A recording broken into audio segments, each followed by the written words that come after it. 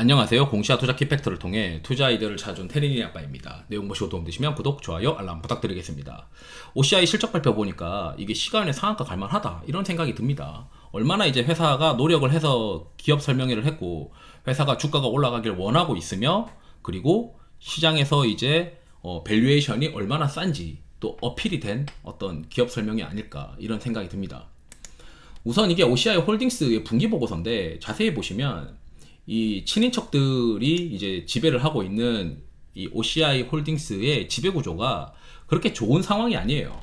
그러니까 지금 이게 막 개인 한 명이 들고 있는 게 이게 다 합쳐가지고 특관자가 합쳐서 22%를 들고 있긴 하지만 이게 뭐 5% 이렇게 한 명당 보게 되면 5%막 이렇거든요. 그래서 이 사람들이 누구냐 이렇게 보게 되면 이게 뭐 되어 있어요. 고 돌아가신 분의 장남이고 그 다음에 뭐 이화영의 장남 뭐 이렇게 돼가지고 이게 막 가족끼리 되어 있는데 결국 이게 지배구조를 하고 결국은 어떻게 상속을 해나갈 건지 이런 것들을 이제 이 OCI 홀딩스가 결정을 해야 되는데 결국 이제 OCI 홀딩스 주가는 떨어지고 OCI 주식은 올라야 되는데 지금 OCI 홀딩스 주가도 반등이 되어 있는 상황입니다. 그 말은 결국 이제 제가 생각했을 때 제가 이제 OCI의 그룹사의 오너다. 그렇다면 OCI 홀딩스 주가랑 OCI 주식의 주가가 괴리가 더 벌어져야 이걸 뭔가 한다 라고 이제 생각하지 않을까 싶어요. 그렇기 때문에 회사는 OCI 주가가 더 올라가야 된다, 적정한 어떤 가치를 받아야 된다 라고 생각하지 않을까 이런 생각을 자꾸 하게 됩니다. 그래서 이제 실적 발표를 했고 이제 실적 발표를 보니까 5월과 6월달 2달 정도의 실적이다. 그 2달 정도의 실적에 173억을 했는데 일단 2분기 때 이 판관비 쪽에서 분할 관련된 비용을 인식을 했고 그게 한 100억 정도 된다라고 이제 밝혔어요. 그래서 이 실제로는 실적이 100억은 더 애드업 해줘야 된다라고 이제 생각을 해야 됩니다. 그리고 이제 재밌었던 건 이 단일 판매 공급 계약 공시를 7월 26일 날 냈습니다. 이 7월 26일 날 이 단일 판매 공급 계약을 미리 어느 정도 이 계약이 당일날 갑자기 되는 게 아니고 계약서 검토랑 서로 주고받고 최종 계약서 문구 확정하고 이런 것들은 법무팀이랑 임원들이 다 담당을 할 거 아니에요. 그렇기 때문에 최소한 한 달 정도는 계약서가 왔다 갔다 해야 됩니다. 주거니 받거니 하고 문구 수정하고 이런 것들이 끝나고 해야 됩니다. 그리고 이제 기사가 또 나와요. 자, 이 회사가 OCI가 IR팀과 홍보팀이 양쪽으로 이제 열심히 이제 노력을 한 게 보이는데 자, 요게 이제 이 플랜카드 같은 것도 저도 이제 IR을 담당을 하고 이런 플랜카드를 해보아서 알겠지만 미리 세팅해야 되죠. 장소 대관해야 되죠. 어떤 장소에서 이제 대표이사가 어떻게 움직이게 하시던지 아니면 OCI 사장님이 이제 하시니까 사장님이 어떤 동선으로 가셔가지고 어떤 걸 해야 되고 여기 들고 있는 이 팻말들 들고 있는 이 판때기들 이것도 다 준비해야 되고 계약서 준비해야 되고 이 사인하는 거 어떻게 해야 되고 그리고 이거 사진 어떻게 찍을 건지 회사에 있는 직원들 다 업무 나눠가지고 계획 다 잡고 이거 하는 거예요. 그 말은 뭐냐면 이 실리콘 음극재 이 공급 계약은 이미 회사 내에서 어느 정도 정해졌고 날짜는 회사에서 마음대로 조절할 수 있는 상황 아니었겠느냐. 그러니까 이제 이러한 공시가 딱 나오니까 야 얘네 봐라 실적 발표하는 날에 단일 판매 공급 계약 공시하네. 심지어 2차전지 실리콘 음극재 특수 소재를 공급한다라고 하는 시장에서 굉장히 눈 돌아가는 어떤 공급 계약 공시를 발표를 했구나.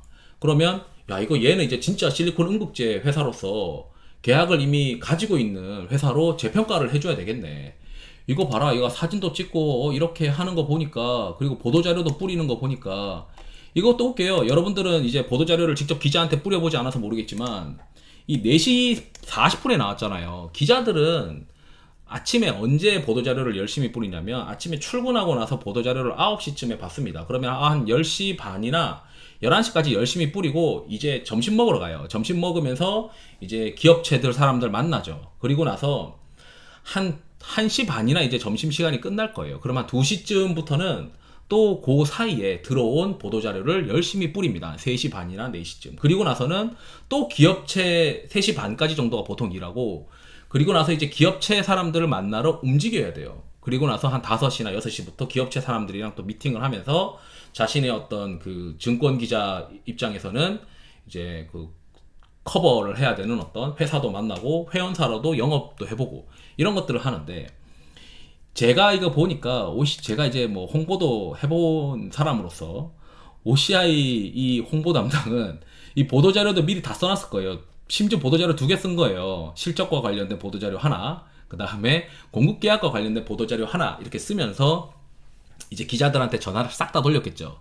우리 오후 4시에 실적 발표하면서 보도자료 보낼 게 있으니까 스탠바이 좀 해달라. 딴 데 가지 말고. 그러지 않으면 기자들 다 떠납니다. 기자들, 저 지금 누구 사람 만나러 가가지고 오늘 쓰기 힘든데요? 이렇게 되는 경우가 저는 정말 많이 겪었어요. 그렇기 때문에 이 홍보팀, 회사가 일치단결 해가지고 기자들 싹 다 출입하는 기자들, OCI에 이제 왔다 갔다 하거나 OCI 홍보팀과 관계된 기자들을 싹 다 그 연락을 해가지고 스탠바이 해서 기사가 여기저기서도 올라올 수 있도록 뭐 49개, 뭐 9건 이렇게 이제 막 올라올 수 있도록 준비를 했다라고 보시면 됩니다. 이것만 보더라도 회사는 주가가 올라야 된다라고 이제 시장에다가 어필을 했다라고 보시면 됩니다.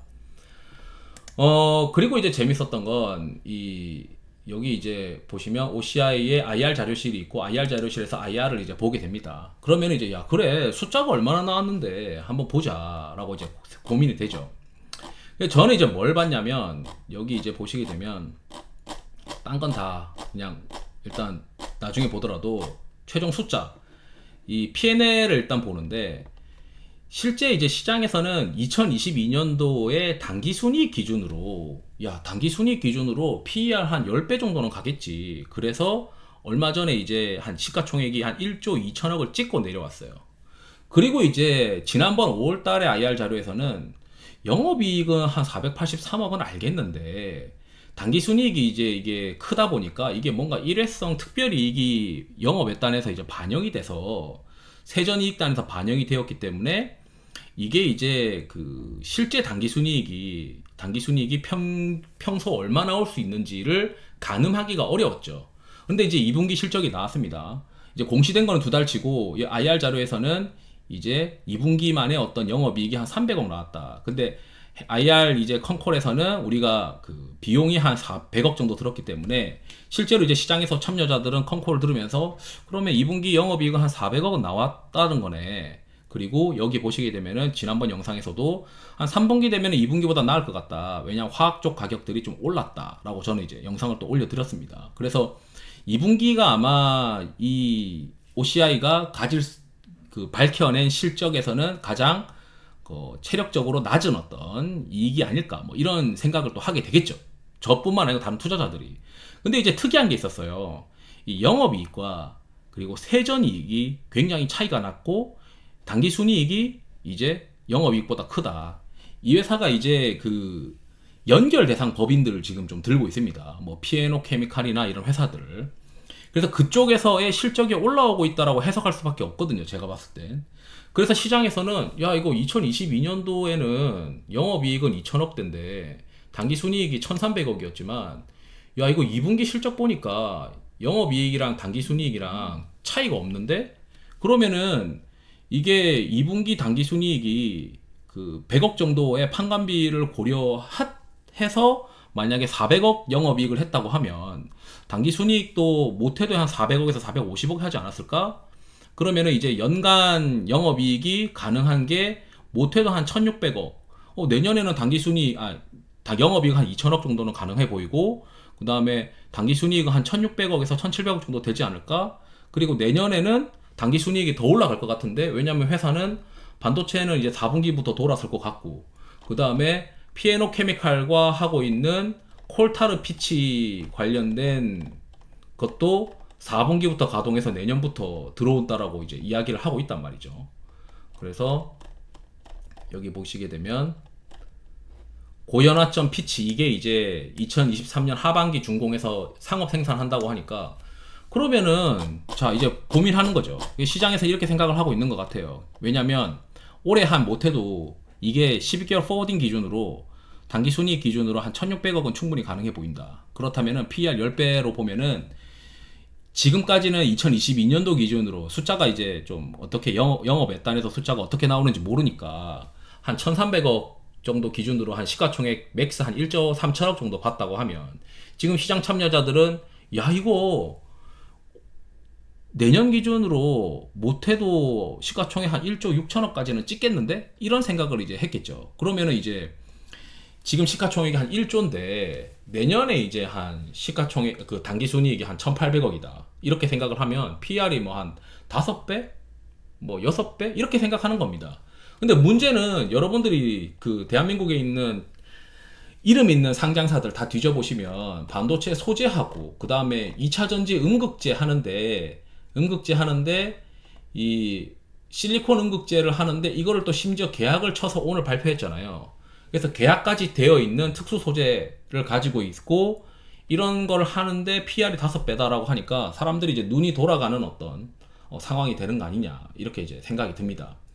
그리고 저는 이제 또 하나 궁금한 게 있어요. 그래서 시장에서 이제 컨콜에서 또 질문이 있었던 것 같은데 이 회사가 P&O 케미칼은 결국 포스코 퓨처엠과 합작법인입니다. 그리고 포스코 퓨처엠과 OCI는 관계가 좋다라고 봐야겠죠. 그렇다면 포스코 퓨처엠도 음극재를 하고 있어요. 그렇기 때문에 이 2차전지 특수 소재 관련해서 결국 이제 이 납품을 하면 여기서 실리콘 음극재를 제조해서 엔드 유저한테 주는 건데 결국 이제 포스코 퓨처엠도 그 엔드 유저한테 주기 전에 실리콘 음극재를 포스코 퓨처엠도 양산을 할 수 있잖아요. 그렇기 때문에 OCI가 결국에는 포스코 퓨처엠과도 계약을 하지 않겠느냐 이런 이제 생각을 할 수밖에 없는 겁니다. 그래서 제가 이제 만약에 OCI의 IR 담당자고 OCI의 임원이다. 그리고 OCI 홀딩스 주가 대비해서 OCI를 크게 올려야 되는 사람이라면 공급계약 공시를 하나 더 카드를 들고 있다가 그 공개 매수 현물 출자가 최종 결정되기 전에 주가를 이제 OCI를 많이 올려놔야 되기 때문에 이 포스코 퓨처엠한테 이 실리콘 음극재 특수 소재 공급계약 공시를 카드로 써먹어야 되지 않겠느냐. 저는 이렇게 주장을 하는 거죠. 물론 회사는 지금 당장 논의하는 거 없다. 왜냐하면 그거 미리 이제 얘기할 수는 없으니까. 그래서 최종 결정이 되는 게 물밑으로도 진행될 수 있지 않을까. 이런 이제 또 기대감을 가지게 됩니다. 그래서 이제 반도체 소재 쪽에서 뭔가 공급계약 공시나 아니면은 조금 더 이제 조인트 벤처 관련해서 뭔가 확정된 내용들이 나올 거라고 좀 기대를 했는데 오히려 이제 실리콘 음극재 특수 소재에서 장기 공급 계약 체결을 하면서 우리 2차 전지 음극재도 하고 반도체 소재도 하고 완전 이제 시장에서는 한솔 케미칼 밸류에이션이랑 비교를 하겠죠. 그렇기 때문에 이제 한솔 케미칼 뭐 밸류에이션 막 20배씩 넘어가는데 그에 비해서 지금 이 회사가 음극재 계약까지 있고 반도체 폴리실리콘까지 있는데 뭐 밸류에이션이 이제 뭐 내년 기준으로 한 5배, 6배 수준밖에 안 된다라고 시장에서 생각을 할 수밖에 없으니까 시장에서는 이제 시간 외에 허겁지겁 사지 않았을까 이런 생각도 하게 됩니다. 그래서 이제 저는 이제 3분기 때는 화학 쪽이 요 베이직 케미칼 쪽에서 개선되는 흐름이 나타날 것이다. 그래서 반도체도 4분기부터 회복할 것이다. 라고 이제 생각하고 카본 케미칼도 좀 최근에 이제 화학 가격들이 좀 좋아지고 있어가지고 좀 회복하지 않겠느냐 뭐 이런 생각들이 들어요. 그리고 2분기 때 이 정기보수도 있었거든요. 그래서 그 분할 관련된 비용이랑 정기보수 비용을 반영을 해서 이게 2분기 실적이 영업이익이 300억 나온 거고 그런 게 없었으면은 영업이익 한 400억대는 충분히 나올 수 있는 기업이다. 이렇게 생각이 들고 영업 외단에서 세전이익과 당기순이익을 고려를 했을 때 2022년과는 뭔가 달라졌다. 그리고 내년에 P&O 케미칼이나 이런 회사들이 그 자회사에서 연결회사죠. 자회사는 아니죠. 연결회사에서 뭔가 돈을 더 지분법 이익을 더 넣을 수 있는 그런 회사로 지금 바뀌었다라고 어필하고 있는 숫자 아니겠느냐. 그렇기 때문에 당기순이익 기준으로 PER을 고려했을 때 밸류가 좀 싼 것 같다. 밸류 싼데 회사는 주가 올리고 싶어 한다. 그 마음이 느껴지고 밸류도 싸다. 이런 이제 재밌는 어떤 기업 설명회라고 생각이 듭니다. 이상으로 영상을 마치도록 하겠습니다. 투자에 도움이 되시길 바랍니다. 감사합니다.